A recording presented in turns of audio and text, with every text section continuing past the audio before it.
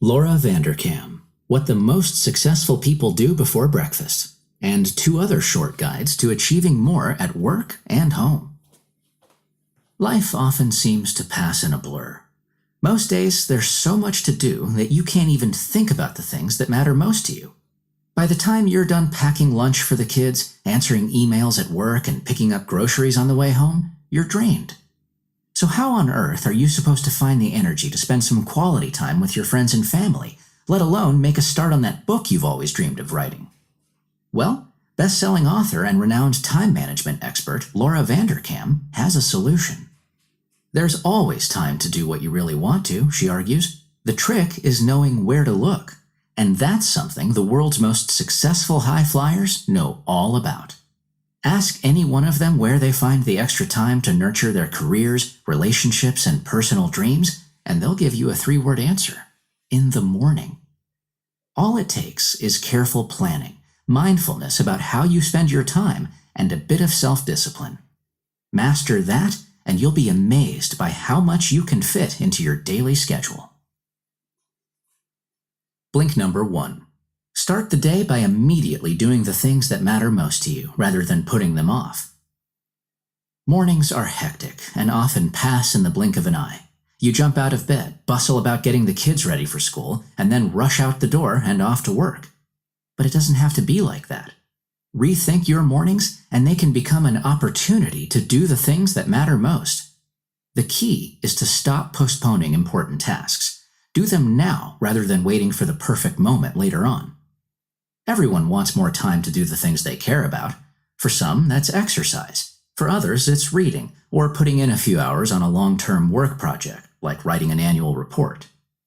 It's all too easy to let daily chores and obligations distract you, and by the time you're done responding to work-related emails and doing the laundry, all you want to do is collapse in front of the TV. That makes mornings the perfect time to accomplish your goals. Take it from James Citron, the leader of the headhunting agency Spencer Stuart's North American board and CEO practice. He interviewed a group of high-flying executives about their morning routines, and 18 out of 20 of them had this one thing in common. They were up before 6 a.m. every day. Citron is also an early riser, and he uses the morning hours to work out. The world is still calm in the wee hours, a perfect time for some quiet reflection. Then there's Steve Reinemann, the former CEO and chairman of PepsiCo, and the current dean of the School of Business at Wake Forest University in North Carolina. He gets up even earlier, starting his day at 5 a.m. with a 4-mile run. After that, he takes some quality me time and either reads or prays. Next on the itinerary is a good breakfast with his kids. If he's traveling, he makes sure he can stick to his tried-and-true routine by only ever staying in hotels with treadmills. Perhaps you've also tried to develop a morning routine, but fallen prey to the temptation of grabbing some extra sleep. That's a common enough problem. As we'll see in the following blinks, it can be overcome. The secret? Willpower. Blink number 2. The best morning routines are about getting non-urgent but important things done. What exactly is a good morning routine? Well, it doesn't mean doing the laundry. That's going to get done at some point anyway.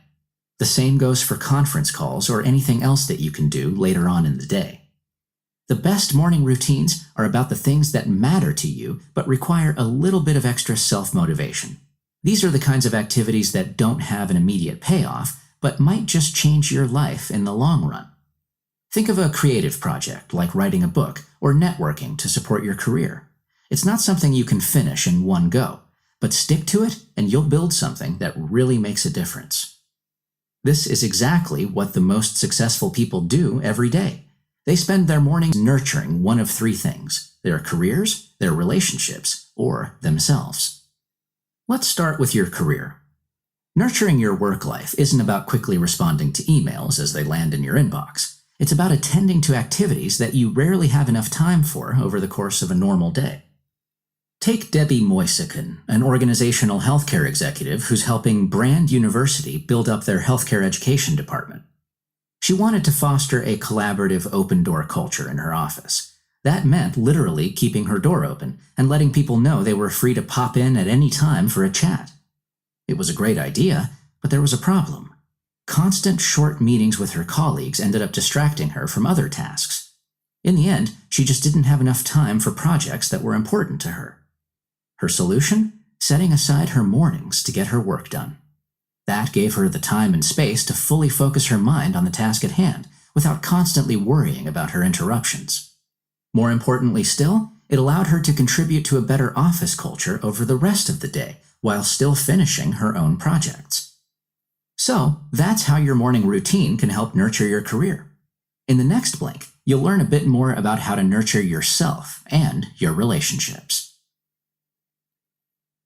Blink number 3. Get into the habit of using mornings to spend quality time with your family and practice self-care. Your career is important, but it's just one of the pillars that support a fulfilling life. Relationships are another pillar. How often have you come home from work and found yourself too tired to spend quality time with your friends and family?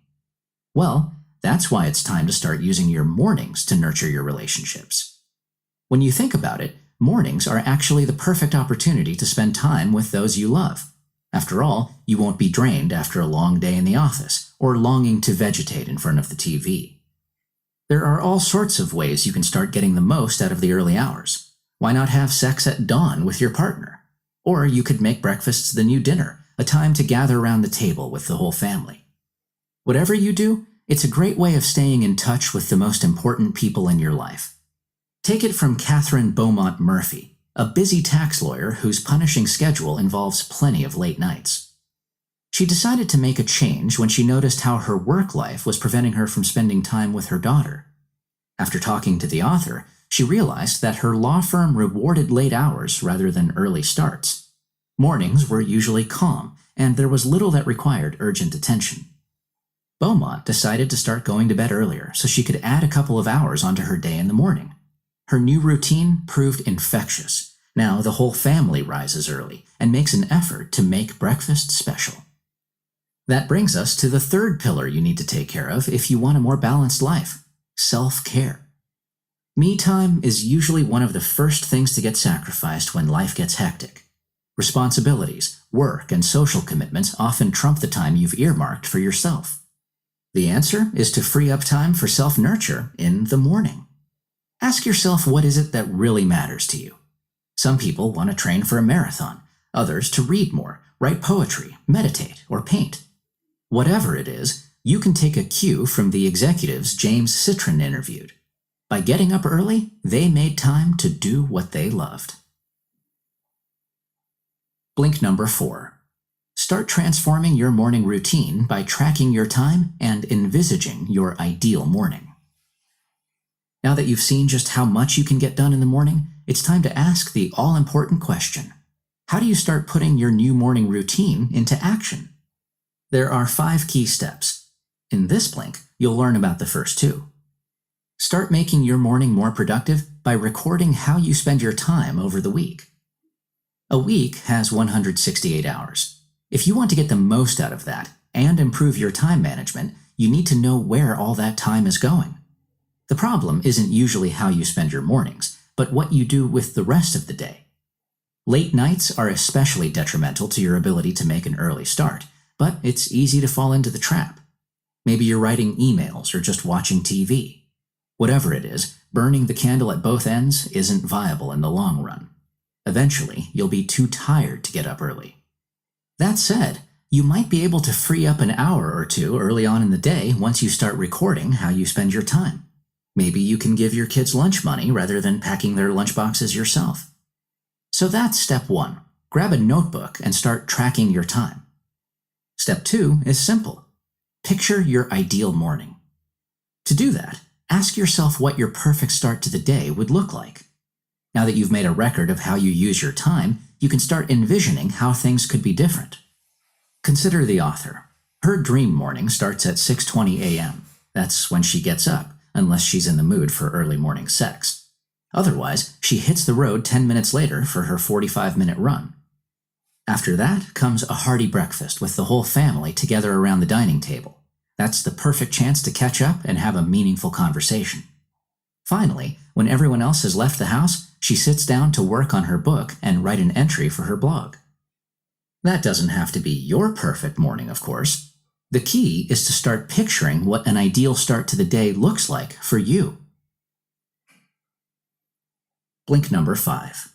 Consider the logistics of your ideal routine and take your time adopting new habits. Now that you have a better understanding of how you spend your time over the week and have pictured your perfect morning, let's turn to the third step. This is all about logistics. Put differently, it's about figuring out if your ideal morning routine is doable. Start by calculating how much time you'd actually need for it. Can you make changes in other areas to accommodate your new plans? Say you want to free up some extra time to prepare breakfast. Well, you could spend 5 minutes in the shower rather than 15. Remember, forewarned is forearmed. If you want your new plan to succeed, you'll need to map everything out. If you've made it this far, you've reached the most exciting step, creating your new habits. It takes time to cement new habits, so start slow and be patient. Sometimes it takes weeks to get into the groove of a new routine. Taking your time is especially important because you don't want to feel overwhelmed by the end of the first fortnight. That's the crunch point, when sticking to your regimen gets tricky. Not taking on too much will help keep your motivation levels high enough to get through this rough patch. So, if you've decided you want to spend your mornings running, meditating, and writing, start by doing just one of those activities. You can always add others later on. Rewards, or what the author calls bribes, are also useful when it comes to motivation. If you've done well and stuck to your plan, give yourself a treat. That could be something like opera tickets or a meal in a nice restaurant. Finally, step 5. This is essentially about fine-tuning your routine. Life is full of sudden changes. If you want your new routine to stick, you'll have to be adaptable and learn to make constant adjustments and readjustments. Take it from the author, an avid morning runner. When she was expecting her first daughter, she had to change her regimen.